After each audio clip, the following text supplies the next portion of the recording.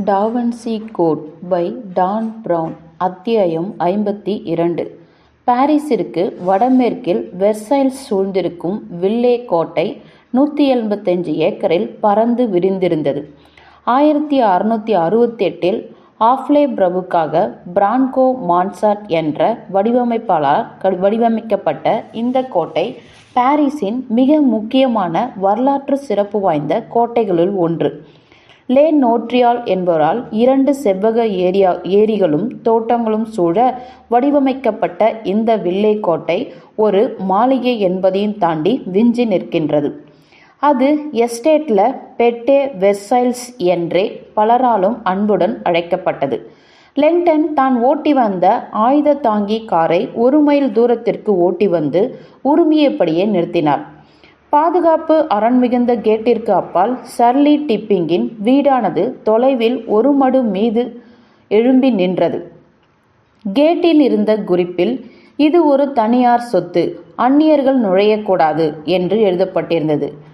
Tipping தன்னுடைய வீட்டை ஒரு பிரிட்டிஷ் தீவை போல காட்டிக்கொண்டது மட்டுமல்லாது, தான் சொல்ல வருவதை ஆங்கிலத்தில் குறிப்பிட்டாலும் தன்னுடைய கேட்டின் இன்டர்காம் நுழைவு அமைப்பு வலது பக்கத்திலேயே வைத்திருந்தார். அதாவது இங்கிலாந்தை தவிர ஐரோப்பியாவில் இங்கு நிலவியிருந்த பயணியர் பகுதி முறை. சோஃபியா எதிர்பார்த்தது போல் அல்லாமல் இருந்த இன்டர்காமை வினோதமாக பார்த்தபடியே கேட்டால், கூட யாரும் வந்திருக்காவிட்டால் இதை என்ன செய்வது என்றாள். கேள்வி கேட்காதே என்றார் லெங்டன். அவருக்கு டிப்பிங்கை பற்றி நன்றாகவே தெரியும். அவர் வீட்டில் எப்படி இருக்க வேண்டும் என்று நினைப்பாரோ அப்படித்தான் இருப்பார். சோஃபியா தன் பக்கமிருந்த ஜன்னல் கண்ணாடியை கீழே இறக்கினாள்.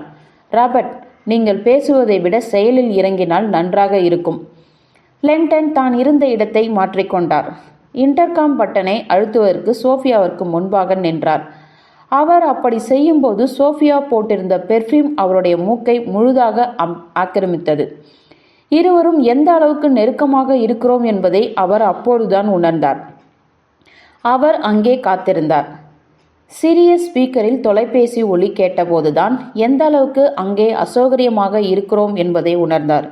இறுதியில் அந்த இன்டர்காமை எடுத்தபோது அதில் ஒரு எரிச்சலான பிரெஞ்சு குரல் பேசியது. சாட்டுவில்லே, யார் பேசுவது? ராபர்ட் லெங்டன் பேசுகிறேன் என்றார். லெங்டன் ஏறக்குறைய சோஃபியாவின் மடியில் அமர்ந்திருந்தார். நான் லீட்டி ஸ்பிங்கின் நண்பர். எனக்கு அவருடைய உதவி தேவைப்படுகிறது. அவர் தூங்கிக் கொண்டிருக்கிறார். நானும் தூங்கிக் கொண்டுதான் இருக்கிறேன். அவரிடம் உங்களுக்கு என்ன வேலையாக வேண்டும்? இது கொஞ்சம் தனிப்பட்ட விஷயம். அவருக்கு மிகவும் ஆர்வமுள்ள விஷயங்களில் ஒன்று. அப்படியென்றால் அவர் உங்களை நாளை சந்திப்பதையே விரும்புவார் என்று நினைக்கிறேன். லெங்டன் முற்றிலும் சோர்ந்து போனார். இது மிக முக்கியமான விஷயம். உறக்கத்தில் ஆழ்ந்திருக்கிறார். நீங்கள் அவருடைய நண்பர் என்றால் அவருடைய உடல்நிலையை பற்றி உங்களுக்கே தெரிந்திருக்கும். லீ டிப்பிங் குழந்தையாக இருக்கும்போதே போலியோவால் பாதிக்கப்பட்டவர். கால்களில் உபகரணங்களை அணிந்து கொண்டு கைப்பிடிகளின் துணையோடு தான் அவரால் நடக்க முடியும். ஆனால் லெங்டன் இதற்கு முன்பு கடைசியாக பார்த்தபோது அப்படி ஒரு பலவீனம் இல்லாதது, ஜீவனுள்ள சுவாரஸ்யமான மனிதராகத்தான் அவரை பார்த்தார். உங்களால் முடிந்தால் அவரிடம் சொல்லுங்கள். நான் புனித கோப்பையை பற்றி ஒரு புதிய தகவலை கண்டுபிடித்திருக்கிறேன். அந்த தகவலை நாளை காலை வரை காத்திருக்க வைக்க முடியாது. அங்கே கனத்த மௌனம் நிலவியது. லெங்டனும் சோஃபியாவும் காத்து கொண்டிருந்தனர். ட்ரக் வெறுமனே உருமிக் கொண்டிருந்தது. 1 நிமிடம் முழுமையாக கடந்தது. இறுதியில் யாரோ ஒருவர் பேசினார். நண்பர்களே, நீங்கள் இப்போது ஹார்வர்ட் நேரப்படி வந்திருக்கிறீர்கள் என்றுதான் நினைக்கிறேன் என்ற அந்த குரல் நறுக்கென்றும் மென்மையாகவும் இருந்தது. லெங்டன் ஏதோ புரிந்தது போல் இழித்தார். வலுவான பிரிட்டிஷ் பேச்சு மொழியை அவரால் புரிந்து கொள்ள முடிந்தது. லீ, இப்படி ஒரு ரெண்டுங்கெட்டான் நேரத்தில் உங்களை அழைப்பதற்கு என்னை மன்னிக்கணும் என்றார் லெங்டன். நீங்கள் பாரிஸில் இருப்பதெல்லாம் இருக்கட்டும், என்னுடைய வேலையால் நீங்கள் கோப்பையை பற்றி பேசியதாக என்னிடம் கூறினானே, உங்களை தூக்கத்திலிருந்து எழுப்ப அவ்வாறு கூறினேன். அதுதான் விஷயமா? ஒரு பழைய நண்பனுக்காக நீங்கள் இந்த கேட்டை திறக்கக்கூடாதா? நிஜத்தை தெரிந்து கொள்ள விரும்புபவர்கள் நண்பர்களும் மேலானவர்கள். அவர்கள் சகோதரர்கள். லெங்டன் தன்னுடைய பார்வையை சோஃபியாவின் மீது ஓடவிட்டார். இது போன்ற நாடகத்தனமான டிப்பிங்கின் விருப்பங்கள் எப்படி இருக்கும் என்பது லெங்டனுக்கு தெரியும். சரி, நான் உண்மையிலேயே கதவுகளை திறக்கிறேன் என்றார் டிப்பிங். ஆனால் முதலில் உங்கள் எண்ணம் சரியானதுதானா என்பதை நான் தெரிந்து கொள்ள வேண்டும். நான் உங்களுடைய மரியாதையை சோதிக்க விரும்புகிறேன். அதனால் நீங்கள் இப்போது 3 கேள்விகளுக்கு பதிலளிக்க வேண்டும். லெங்டன் சற்று குழம்பியபடியே சோபியாவிடம் கிசுகிசுத்தார். என் கூடவே இரு, நான் தான் சொன்னேனே இவர் ஒரு மாதிரியான ஆள் என்று. உங்களுக்கான முதல் கேள்வி. அவருடைய குரல் மிகவும் கடினப்பட்டிருந்தது. உங்களுக்கு காஃபி வேண்டுமா, டீ வேண்டுமா? டீ பற்றி அமெரிக்கர்களின் நன்னினைப்புகளை டிப்பிங் எப்படி உணர்ந்திருப்பார் என்று லெங்டனுக்கு தெரியும்.